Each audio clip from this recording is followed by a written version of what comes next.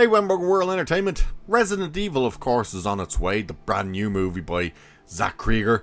And you can see the headline here saying Resident Evil is most violent thing I've ever done. You gotta go grotesque. So, this thing is meant to be ultra violent. Now, that makes sense with a Resident Evil. That should please some people.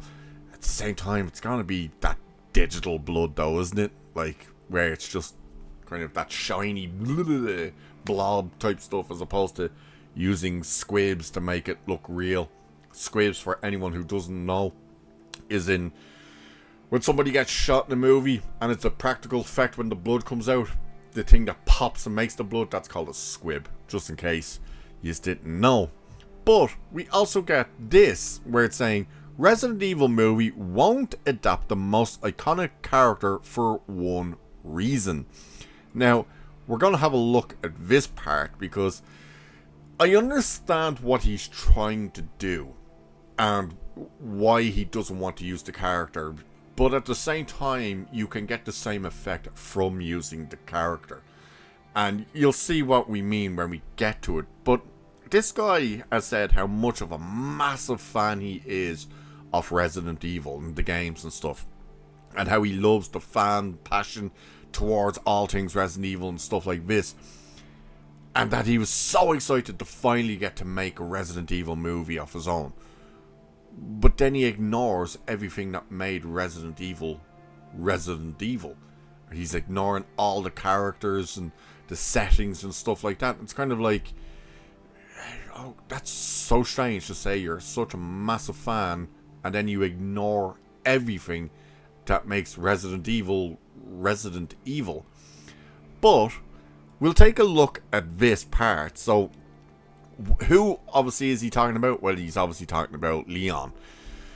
So it's really from here where he says it. So while speaking with MovieWeb at a screening of Resident Evil, Cregger finally revealed the specific reason he chose to avoid using Leon S. Kennedy in his franchise reboot, and it informs his whole process. The director has stated in the past that the lead character, Brian, is meant to act like a game avatar to bring the audience into the experience of playing Resident Evil. Along with the recent screening, Cregger fleshed out his intent, adding, "It's not a survival action, it's survival horror.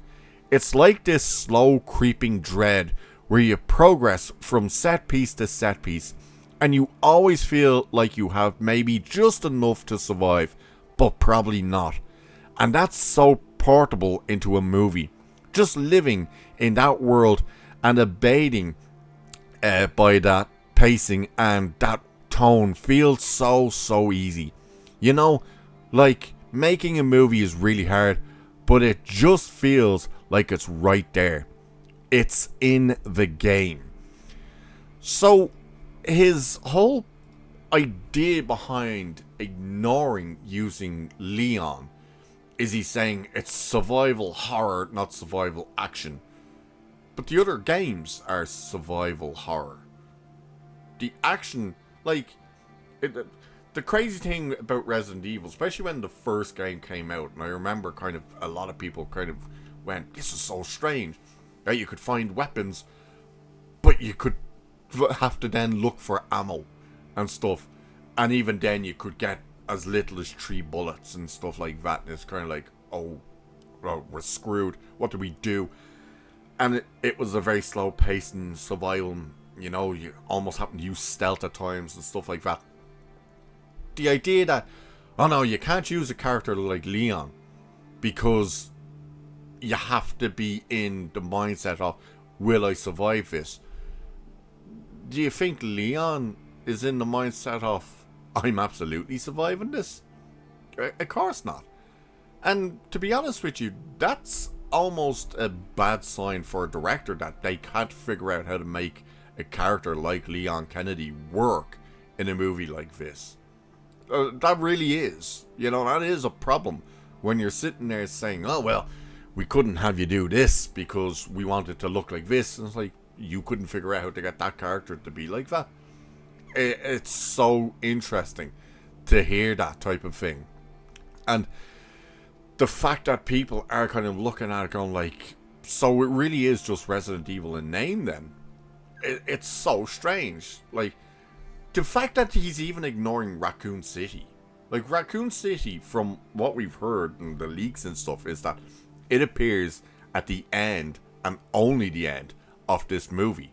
So it's kind of like, you didn't even bother going into the main city of the actual outbreak and all of this type of stuff. You're on the outskirts, and you're with this guy running through the snow, and he's a bumbling idiot for the most part. And it's so very strange, the approach he's taken to this. As for this part with the most grotesque and all this stuff, we'll have a quick look at this. So, even with just 2 films, Zach Cregger has contributed some serious gnarly moments to the horror phantom, or whatever. There's that handbrake turn roughly a third into Barbarian. I've never actually watched Barbarian, and frankly much of what follows. And Weapons gave us hard smashing and face stabbing gore and blah blah blah. So Resident Evil presented an original story in the world of horror video game saga, and it's definitely the most violent thing I've ever done, he tells Empire. I hate when the articles don't just highlight what they say, and you have to kind of go looking for it. So Cregger was ready to put pedal to the metal and create a full throttle horror experience. You gotta go grotesque, he says. I wanted to go all the way. So, it's gnarly, it's brutal, a very bloody affair. While he's a huge fan of the games, he's more interested in throwing audiences into a what?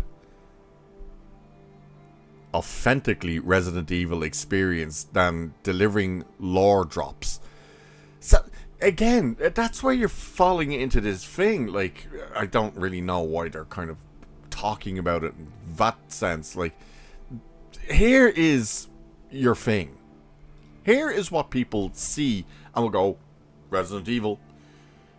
You're trying to strip away the Resident Evil from Resident Evil. To try and say, well, we don't want to focus on the lore drops and stuff. It's like, but you're making Resident Evil.